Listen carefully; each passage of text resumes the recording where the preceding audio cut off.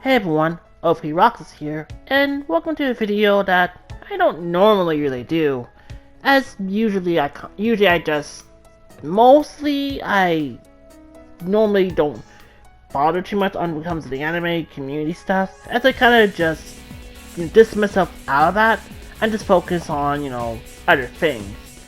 But recently, there has been a bit of a converse going on right now. And I will make this very clear that I'm only giving my criticisms. I'm not telling anyone to go harass anybody. I'm not telling anyone to do anything but listen to, what this person is doing wrong, and then hope they improve, and that they're not just hiding on the gaze of, what their gender or who they are, and not listening to people. That what they said didn't make a lot of sense, and that maybe they could have done it a bit better if it wasn't about their gender and not, themselves as an anime fan. I'm talking about Noralities, a kind of small female anime-tuber that blew up with some of her videos takes.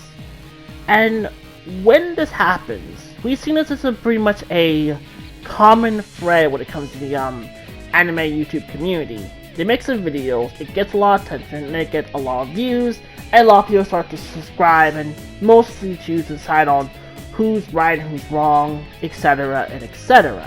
We see this a lot with how YouTubers all kind of start to have that big blow up of popularity over the course of a couple years. Around the time when a lot of anime was just, starting back in the early 2010s, YouTubers were talking about all the big newer shows. Some of them being the face of what is, and sorry, I'm just a lot of my combat in this is me trying to not die going up against enemies. I'm not good at these kind of games, but the reason why, and while a lot of my music is a little bit weird choices, I didn't want to leave it silent with just my voice, so I chose a lot of my music. I probably will have to put some more music on here, but some of this music was for a series I'm working for involving Hollow Fragment, the PS4 version of Sword Art Online Gameverse. And I have a lot of things to say, but let's begin, shall we? Who is Noralities? How do I say this without insulting her? I mean, yeah, I'm not happy with what she said, but I want to handle this maturely. Unlike when I talk about someone like Darkside Phil, I come out more, disappointed and angry at the kind of person he is, how he is in the locale.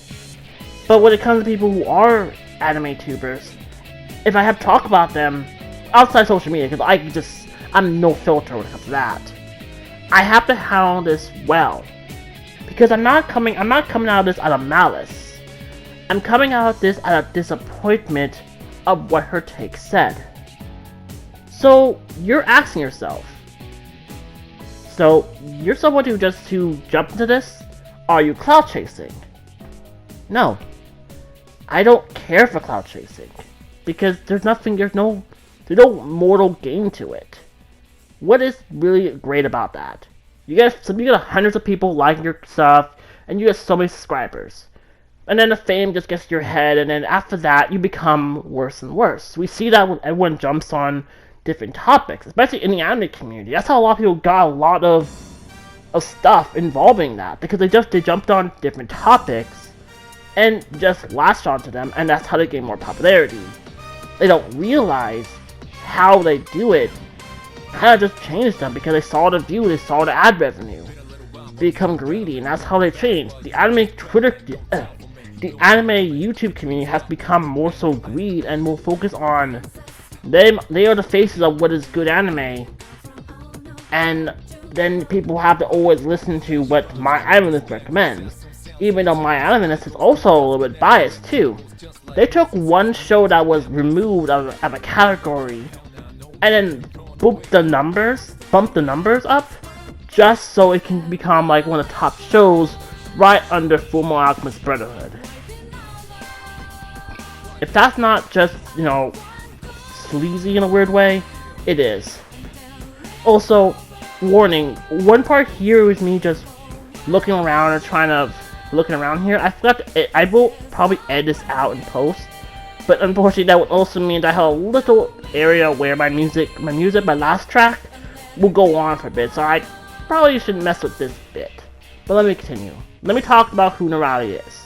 So her video, she started making these videos, and okay, that's fine. A lot of it comes off very, and I'm going to be honest about this. She sounds kind of like a feminist. And how do I say this? Because, like I said, I'm not saying it as a label. I'm saying is her wording comes off that way. It's safe to say she does not like the idea that anime isn't geared to her gender. Which we have moved on from the idea that what we watch or like has to do with our gender. I like shoujo anime. I like magical anime. I like idol anime. I'm gonna one day give some good boys love anime a watch because I think there's some probably good ones that aren't just about the sexuality of the character, but the actual development. So I actually have a few shows I actually want to check out. And that doesn't matter about my gender. But how she comes off is no different than Mother's Basement, whose takes on anime and stuff like that, and what he says on Twitter is how he got a lot of attention, because he was the one of the biggest ones that went after Sword Art Online. When that show was, at that time, the big show everyone went after. And now you hear people still talk about it in a negative light. You know, people won't get back into it. And most people still think it was a harem or a Kirito power fantasy, which would lead to one of the things that Noralities has said. She says she's tired of isekai, even though she's seen 4. One of them ReZero, one of them says to the bookworm, my next life is a villainess, and what was the other one she said? I forgot the other one. I probably forgot that video, but I do have in the description a lot of people's responses to the videos. The ones that are more like edited than just people doing a live stream of it. Because those are more like you need to get to the point or just get to what you're saying. So she said she only sees 4. She's tired of it because she blames Sword Art Online as the reason why the isekai genre was taken from her. It kind of comes off that way because she views it as a male power fantasy harem, not a harem, which then leads to the thing that I feel like I have to say. And if you see me on Twitter, I say this a lot when it comes to Sword Art Online. It's not a harem. I think it's very clear when a lot of people come to Sword Art Online is the fact that you look at Kirito as this power fantasy, Gary Stu has a harem thing. And you see that a lot of people dislike the show, but also take it out sometime on Bryce, because he's the one that voices Kirito. Well, no one ever goes after the Japanese voice of Kirito or hates him for it.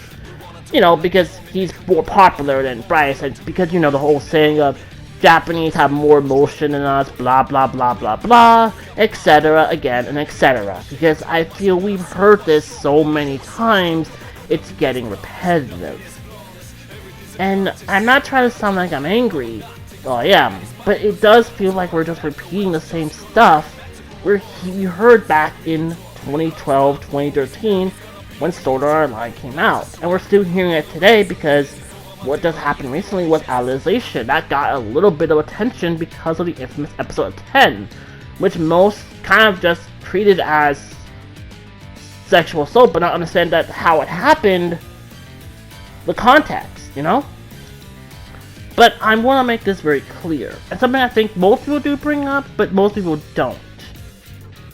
Sword Art Online is not an isekai. The best way to put it is that it's just a world, it's our world where characters, where virtual reality is very prominent, where people can play these games and have their senses blocked from the real world into this other world. But it's not an isekai, it's still the same world. They're not traveling to it, it's just a game. In the same set, you have Boofery, another series that uses virtual VR technology, and that is still in our world. Although the world Canada probably is from, it's not in like the same kind of timeline or the same kind of year SAO is, so it's probably around much younger, but not in the sense you might think. But it's not a harem, it's not an isekai, and it began this boom. I say more accurately that shows that really kind of, started the isekai genre to become where it is now would be shows like reverse stuff, like Devil's a Part-Timer, where you have a character Tao, or Satan, who comes from the world of Anti-Isla to our world in Japan, in modern day Japan, where he goes from wanting to take over that of Japan to a normal, somewhat cozy life in working at a fast food restaurant, where yes, he has a media who at first kind of sees him as a nuisance. He was gone, slowly start becoming one of his allies, and you start slowly gaining more allies as the first season goes on. We have a second season that's coming soon, which is great because it's been years since that show got its first season, and one of the few light novel anime that might get another season. I mean, Rip to No Game No Life for a while, and Konosuba, who knows when that is, but I will say Konosuba is on a strange pedestal that is hard to explain. But SAO was not isekai, and it did not it didn't start this wave of generic isekai. I say a lot of isekais are different, but I also don't think they're male power fantasy. Because most of the characters, they do go for some emotional growth. You could say something like Another World on My Smartphone is a power fantasy. I look at more, instead of just calling this a power fantasy or a male power fantasy, let's look at some isekais and think we can describe some of them. The time I got recon as slime. I look at the story of Rimuru, who goes from this small little slime who ends up, slowly growing this, this kind of home for all these monsters and people to live kind of in somewhat of a bit of peace. They aren't just, in fear of other creatures trying to hurt them, in fear of others can take advantage of them. That's the best way I can describe it, because I'm still in the midst of finishing Season 1, and I'm also watching Season 2 soon. I'm waiting for the dub to catch up. But I am going to watch that, as well as Slime Diaries, which is more of a slice-of-life kind of story in between Seasons 1 and 2, which is a good way to kind of give a bit of breathing room after the first part of Season 2 wrapped up. But I look at that not as Rimuru is a power fantasy, or he gets all the girls. He has girls that like him, because, he's their leader and all that. He has people who respect him. But there are people who wanted him dead. People who were after him. One of them being Hinata, someone who was very close to Shizu. And that was a very interesting thing, because that put Rimuru in actual kind of stakes. It's his life over what happened to Hinata's friend, or at least Hinata's someone Hina knew. So not everyone likes Rimuru, and some have actually gone after to the Tempest just try to either take over it, but that's kind of where the whole treaty alliance stuff that was going on in Season 1 was happening, at the end of Season 1 and starting of Season 2. But that's not a male power fantasy. It's not like, Rimuru before this, he asked for this. Same thing for more recently Rise of Shield Hero. That's not a male power fantasy, that's not a sexual assault fantasy. It's not trying to pretend that the wrong slavery. It's not a power fantasy, and that's something that really shows how people are throwing these labels around and these buzzwords, but not understanding it. It's kind of like how a lot of people use the word deconstruction, but not understand what it means. That's kind of and that's something that we really do see in the anime community, is that people use these words, but don't understand them. So, people labeling this as a harem, labeling this as a power fan, male power fantasy. And that's kind of where we go back to Noralities' video, because it really kind of feels that she's not happy that anime isn't geared for her. And I say that, yeah, not a lot of anime geared for her, but your gender does not matter about what you can enjoy. And the fact she did that is kind of really how she just wanted to make a hot take on YouTube because she does not enjoy anime not geared for her, and she does not want to look through the eyes of a man. I mean, she wants to basically draw the kind of men in situations, but that's beside the point. So that was one of her other videos. Besides the Dragon Maid video, because it just feels more, again, she doesn't like loli culture or sexual relationship children. Again, she sexualizes children too, but again, that's beside the point, and not about this video. If you want to look into a lot of that stuff, a lot of people have dug up, and so far we haven't heard a response from her, and she's gonna probably play the victim. And if she handled these kind of videos with the way you would think, it's just going to kind of make people really look at her more like she's the female version of Mother's Basement and Sarkeesian. And I don't like Mother's Basement for obvious reasons, and Sarkeesian, I don't have really the opinion on her because she's not affecting me, but it was the whole, Gamergate stuff that started because of her. I mean, nowadays she's kind of more insignificant, but I think people still bring her up. Like, bring her up involving Last of Us 2, but there hasn't been any proof about that. So it just seems like people are still trying to use her as a scapegoat for things, just because they don't like her. Or what she didn't say. I'm not defending what she did, but that's understandable because, wow, it's been a while, we haven't really heard her talk about anything. And honestly, it's just more people trying to still bring her up because of what she did. And that's kind of why a lot of people kind of feel she is she's trying to bring AnimeGate trying to make AnimeGate happen in ways that doesn't need to happen.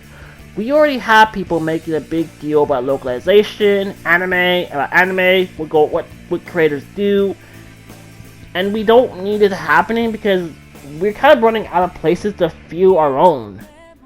Cartoons have been ruined, somewhat. Hollywood is debatable. Books, we have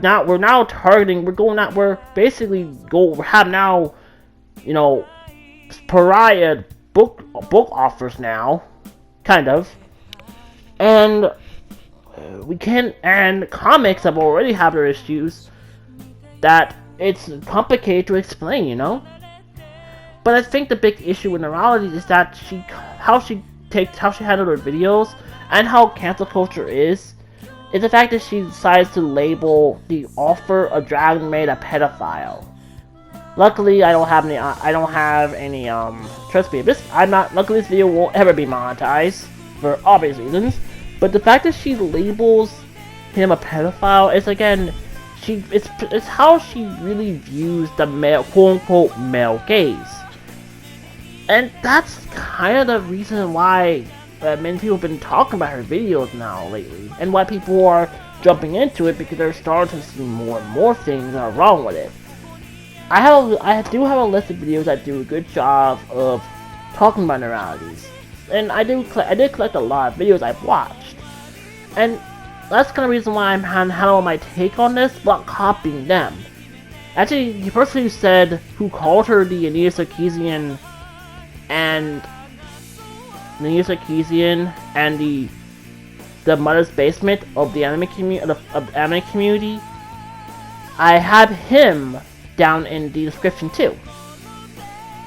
But the thing that is really annoying about how this video was handled is how she misunderstood ReZero. And that's kind of where a lot of the discussion is, how she has reduced the ReZero in a way that discredits the show. She treats Subaru like a man-child,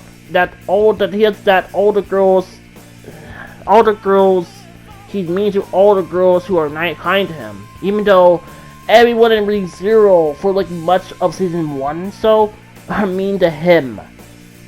He's not in a hero. He's not in a fantasy where he gets all the girls liking him.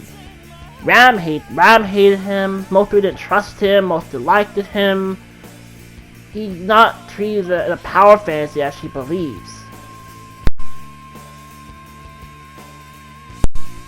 And that's the thing that really is why that's why a lot of people have been talking about this, because she has a lot of these takes, but it really does feel like she doesn't want to look in the male gaze of other, not look in the eyes of other, because she doesn't like the fact that everything is geared to men, fan service, anime, and how she is so bothered by how females are treated in anime, because she's like that. How do I put this? Why? What happened to not just anime and also video game communities that we have to act on how a character is treated like they're real? Now, I can understand you may not like character treatment, but I really don't get it is how we've gone to this point that we treat these characters like they're real. People don't like how characters aren't badass. People don't like how they're quote-unquote poorly written. They don't like how they're being sexualized. They don't like how they hit the guy. Like the fact that we've seen almost every year we have like any characters of tsundere, people already hate them because they act violent to the male characters. The Persona 5, the game that everybody puts out a magnum opus of RPGs, has gotten hated for the scene with Ryuji, the scene with Ryuji, and the scene with Makoto attacking the guys for they didn't believe that they were peeping, and but really enjoys the scene where Ren gets beaten the crap out of by 9 to 10 girls in the Valentine's Day massacre, we like to call it. But people love that scene,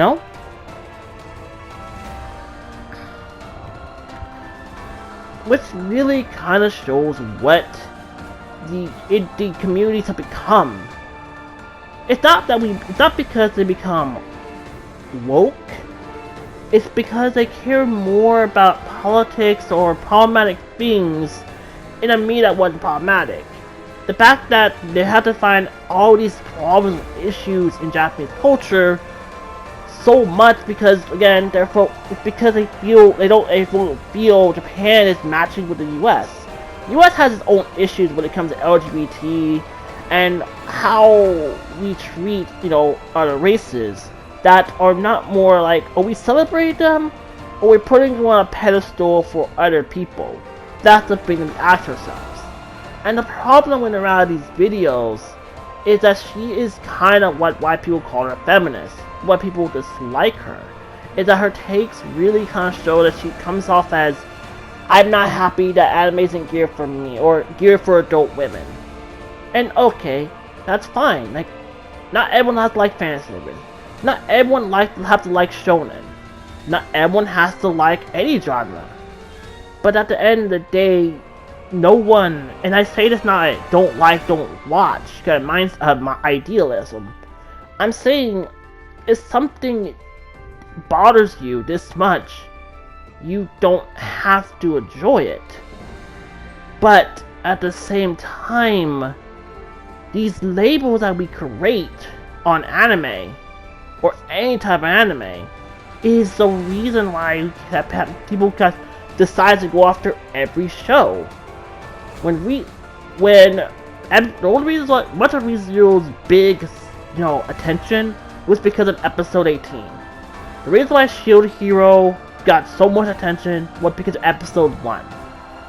ReZero the Healer, that big much that is just, Twitter blowing up about it. Every time we have now, at this point, people make a big deal over 2 shows about 2 girls and they're teasing their their senpai. It's just because their body differences, and their body shape or their color of their skin. And that is kind of what we become. But it's not just YouTube, but Twitter as well. Because that's where a lot of people are blowing up on. And that's something that really speaks about someone like Noralities. I'd say that she is just, the fact that it's safe to say that wherever her friends are, that feel like they can't find anime to their gender or find enjoyment. It feels like they're trying to find enjoyment of something that doesn't have that. It seems like they're trying to find something to enjoy that fits their gender, not find enjoyment of something that they can enjoy. Case in point, like complaining about fan service or characters like Mimeta. Like Mimeta's supposed to be a joke. No one's supposed to take him seriously. He's not supposed to be taken seriously as a character, but not. He's like a pilot to like create fan service. It's a discredit on his character. He's supposed to be the comic relief character. He's supposed to be the character that, has all this humorous stuff happen. But he's not to be taken seriously. And the fact that she makes a big deal, and let's not just talk about her whole child coding, queer coding stuff. I grew up at Disney. Not the only thing I ever thought of with the villains, even before I understood about, LGBT, was how these villains have that kind of way of acting and talking that could make it make sense why, they can easily, manipulate people. How easy something like Scar can manipulate Scar can manipulate Simba to basically go and get attacked by the hyenas, or go straight to the Element Graveyard, where he hopes to have both him and Mufasa died, that he will find him king. Ursula is, she played the deal with the devil, and she was able to pry on like Ariel's, feelings right now, that she wants to be human, that she wants to be together with Eric. That's who she really loves, and she was able to take advantage of his emotions because it's a way to her to get her revenge on, on King Triton. How you want to get your hands on the sea that King Triton controls? Go for the daughter. And like Jafar, he has that cunningness and kind of wit and that kind of charm that, being the Sword of the Seer, it would be, and having his magic staff, he was able to really persuade him. But nothing about them is queer coded. And then the whole thing about child coding, it really kind of, again, it's the soundings of someone who was formerly on Tumblr. It's the soundings of someone who's bothered because anime isn't good for her, and it's soundings of somebody who really isn't. I would say more of a normie when it comes to anime than anything. And I say this as someone who wants to be involved in the community. I am someone who volunteers at cons. I've been volunteering at cons since 2015. And because of COVID, I couldn't really do anything involving cons outside of one. But what I'm trying to say, and how I want this video to end, I think Noralities needs to improve. I feel she needs to improve. She needs to understand that her takes, there's things wrong with her takes. There's something wrong with your mindset. Anime doesn't have to be geared to your gender. Anime can be geared to anyone. Anime doesn't have to follow the Western norms that we're trying to force onto everything. Same thing with video games. The fact that we are now we want JRPGs to all be the big manga opus like Persona 5 or other games is not fair, because we're not letting games be their identity. If we keep going where we are now, we are just going to ruin another community, just like cartoons, just like comic books, just like a lot of TV shows and media that have already been ruined before. So my final thoughts is this: no, do not attack Noralities, but let's make her listen to every side of the story. And to any of her fans who might think I'm attacking her, or just because I said some very offensive things, understanding that this is just more of how I feel. I want this person to improve. I don't want more people like Mother's Basement or most anti-tubers. I don't want people like that who think just because they have numbers they can say whatever they want, and how it comes off very much angry, or how she tries to compare fiction to reality. If she does not enjoy anime, she doesn't have to be part of it. She doesn't have to be.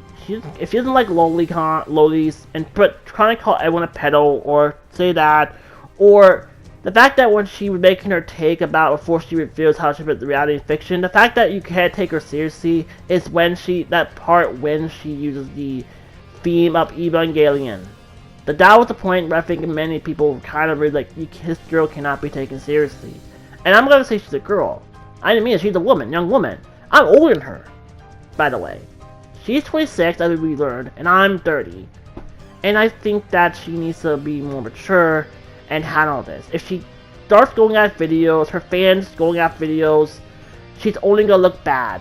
And she's not going to really have respect of female anti-tubers, only discuss and vile. So that's pretty much it. This was a pretty long video. I didn't want to make it longer. And I got another video I gotta work on for something outside the anime community that is coming soon. So if you enjoy, give it a like, a comment. What do you think about Noralities videos? What do you think of her comments about ReZero and everything? Did I miss anything? Did I forgot something? Let me know. I really do want to improve, and I want to keep doing kind of discussions to talk about stuff. I want to handle these kind of discussions without coming off angry. So, with that out of the way, I guess, the usual spiel, blah blah blah. No one wants to hear that kind of stuff. And sorry I'm saying blah blah blah, etc. a lot. I'm trying to stop doing that. But you get what I mean. So, if you enjoyed this video, let me know what you think, and I'll see you probably next time. I might come back to do more discussions if I feel like something I want to talk about. I got a lot of ideas I want to do in the coming year. Coming years I want to talk about. And there's so many things I do want to talk about. It isn't just the Norality train. It's a dead train. It's going to be a train that's going to probably die out soon. So enjoy it while you can. So, from me, OP Roxas 799, and I'm just to say, have a good day, have a nice, wonderful day, and I'll see you next time. Take care, and goodbye.